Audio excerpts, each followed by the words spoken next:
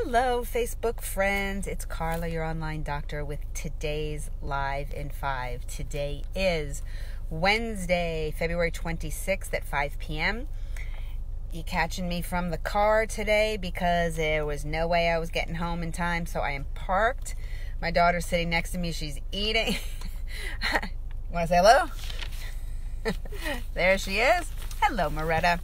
Okay, so we started talking about viruses, and we actually were talking last month about the novel coronavirus that is in the news, okay? And there's a lot of people that are really afraid and are really listening to the media, which you should listen to, but understand they are trying to get you to watch more. So by scaring people half out of their wits, or completely out of their wits, you come back for more, okay?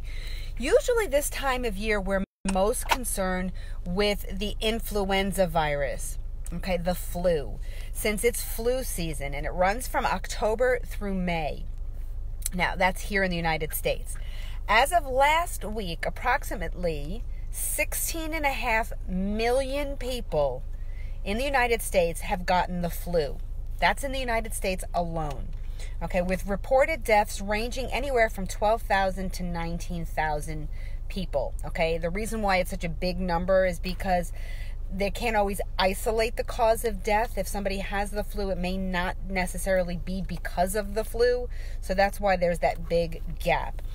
But as these numbers sound horrible, and of course any death related to illness is horrible.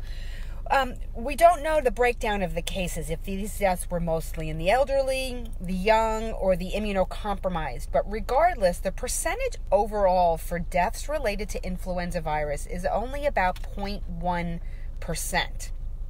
Okay, now that means only 0.1% of anybody who gets the flu will actually die of the flu.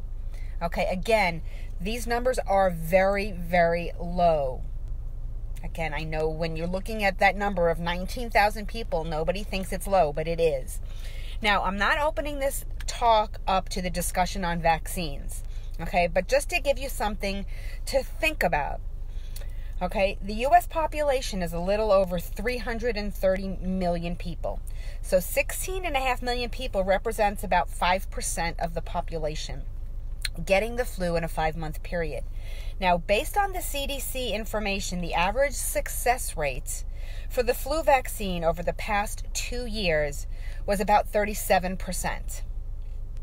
Okay, meaning 60+% of people that were vaccinated for the flu still got the flu. Okay, that's worse than flipping a coin. Just going to put that out there in your minds. And that's not even discussing side effect, risk, blah, blah, blah. I'm just talking about effectiveness of the vaccine.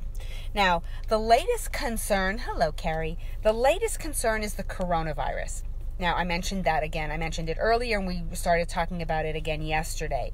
It's now called the novel coronavirus, or COVID-19. Now, this virus originated in China's Wuhan province. This virus is one of 7 strains of coronavirus that affect humans, producing respiratory flu-like symptoms. Now, remember, producing respiratory flu-like symptoms, you don't know if you have the flu or if you have coronavirus or if you have any other respiratory type virus, okay? So I've also talked about in the past that there were 2 previous outbreaks of coronavirus here in the world, the MERS in 2012 and SARS in 2003. Now, both of these had lower numbers of cases overall, but each had death rates over 10%, meaning 10% of people that got that virus died, okay? According to the World Health Organization, there are currently 77,666 confirmed cases of coronavirus in China. As we speak, that number was as of yesterday, so I'm sure that number's higher. There's 2,664 deaths so far, representing a little over 3.4%. Okay? Much lower percentage in terms of death rate.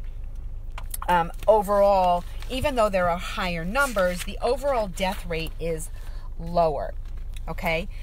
Outside of China, there are 2,459 cases confirmed with only 34 deaths, which is lower than deaths due to the flu this year by far. Now, in the United States, there are only 53 confirmed cases and no deaths so far. And again, most of those, there are a large percentage, 18 of the cases in the United States are from the Diamond Princess cruise ship, where, in my opinion, they did a major disservice. They created a petri dish where those people were trapped with air circulating amongst all the cabins, where everybody was probably, put at major risk for getting infected. So on that cruise ship, there were 691 cases so far confirmed and 4 deaths so far. I think personally they should have pulled those people off a ship, isolated them in appropriate rooms with isolation, with air filtration and all of that, and they probably would have had a way lower number of people that were infected. Just saying, my opinion. I don't run the country, so I'm just telling you what I think.